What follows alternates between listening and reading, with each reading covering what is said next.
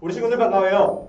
우리 친구들과 함께 구약의 이야기들이 우리에게 무엇을 전해주고 있는지 살펴보고 있는 백두산 목사님이에요. 우리 친구들 혹시 어떤 장르의 책을 좋아하고 있나요? 우리나라 또는 세계를 변화시키고 지킨 위인들의 이야기를 담은 위인전을 좋아하는 친구들도 있을 것이고, 여행이나 자신의 삶을 담은 에세이를 좋아하는 친구들도 있을 거예요. 또 이 세상에 존재하진 않지만 상상의 나래를 펼 수 있는 SF라고 하는 공상과학의 장르를 좋아하기도 하죠. 그리고 자신의 감정을 함축해 놓은 그린 시를 좋아하는 친구들도 있을 거예요. 오늘 우리가 함께 살펴볼 성경은요, 시편이라고 하는 성경인데요. 시편은 이스라엘 백성들이 가장 사랑하는 책 중에 하나예요. 어떤 이유로 시편을 이스라엘 사람들이 사랑하고 시편을 즐겨보고 있는지에 대해서 우리 함께 살펴볼까요?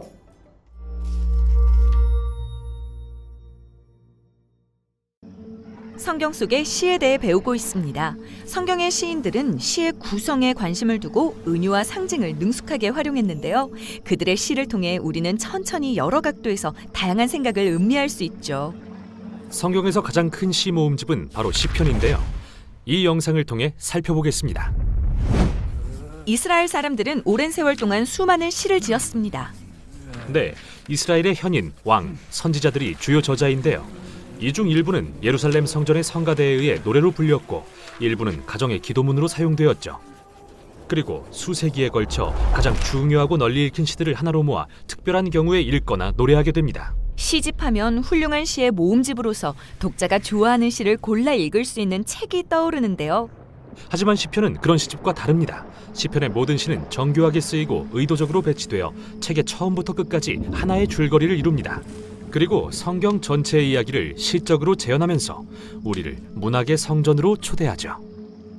문학의 성전이요? 네, 회막과 이후의 예루살렘 성전은 고대 이스라엘 사람들이 하나님을 만나러 가는 장소였는데요. 그 안엔 예술품과 이미지가 가득했고, 제사장들이 의식을 행하며 노래와 기도 소리가 울렸습니다.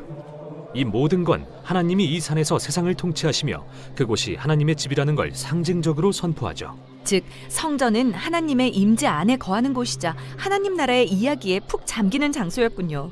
맞아요. 그러니 바벨론이 예루살렘을 침공해 성전을 약탈하고 불태운 뒤 수많은 이스라엘 백성을 포로로 끌고 갔을 때의 충격이 어땠을지 상상해보세요. 그러게요. 이제 어디서 하나님을 만나 그들의 이야기를 노래하고 기도를 드릴 수 있겠어요. 바로 거기서 시편이 등장합니다. 시편은 포로된 이들을 위한 기도책입니다. 가상의 성전인 셈이죠. 그 안에 들어가 하나님을 만나고 하나님 나라에 대한 성경 전체의 이야기를 시의 형태로 듣는 거예요. 멋지네요. 그런데 어떻게요? 우선 책의 구성부터 살펴볼게요. 시편엔 150편의 시가 5부분으로 나뉘어 있습니다. 도입부에서는 1편과 2편이 성경의 줄거리를 복습하면서 책 전체의 핵심 주제를 소개합니다. 네. 시편 1편은 에덴 동산과 그곳에 있는 생명의 강을 회상시킵니다. 네.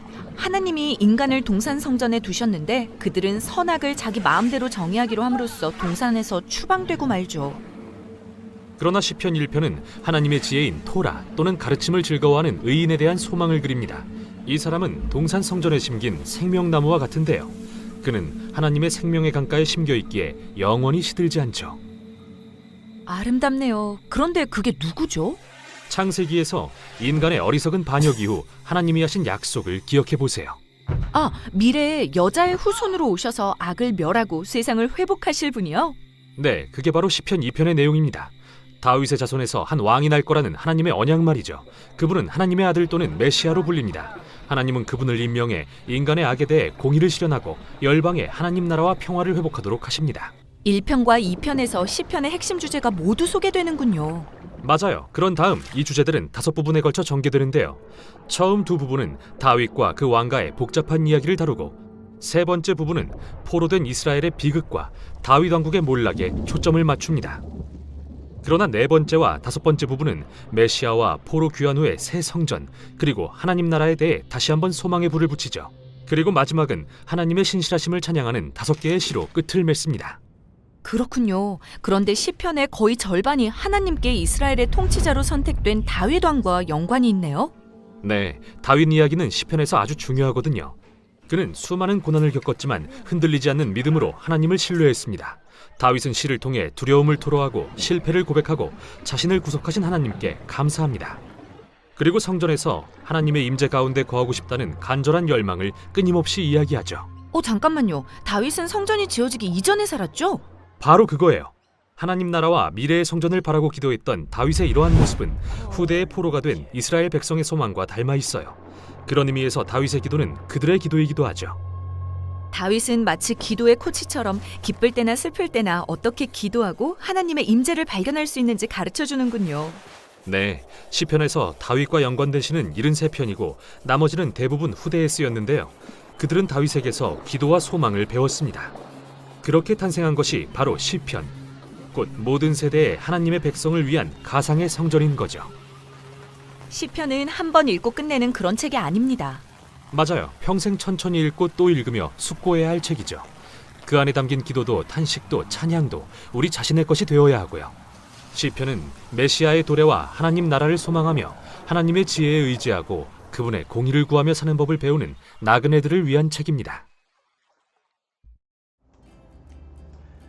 오늘 성경의 시편의 이야기 잘 보았나요? 시편은 하나님을 바라볼 수 있는 성전과 나라를 잃어버린 이스라엘 백성들이 하나님을 발견하고 하나님을 우리 삶 속에서 만날 수 있는지를 그리고 그것을 고대하며 노래했던 책이었기에 가장 사랑하는 책이었어요. 그리고 시편의 대부분의 내용들은요, 다윗 왕이라고 하는 왕이 지었다는 사실 또한 우리가 함께 알 수 있었죠. 다윗 왕은 하나님의 성전을 자신의 손으로 만들고 싶었지만 그렇지 못해 항상 하나님의 성전을 기대하고 사랑했던 인물이었어요. 이처럼 우리가 시편을 함께 읽으면서 이스라엘 백성들과 같이 하나님의 사랑이 우리의 삶에 찾아오고 하나님을 느끼고 예배한 삶이 우리의 삶이 되기를 기대하는 멋진 친구들이 다 되길 바랄게요.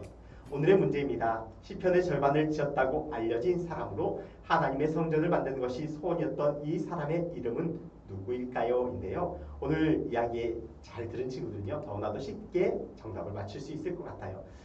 이 정답을 인증사진과 함께 각반 선생님 또는 황명훈 조사님이나 목사님에게 보내주세요. 이번 주일에는요, 이번 한 달 동안 수요 바이블을 통해서 하나님 앞에 기쁨을 드렸던 멋진 친구들에게 선물을 전달해 줄게요. 그러면 우리 친구들 다음 시간에 또 다시 만나요. 안녕.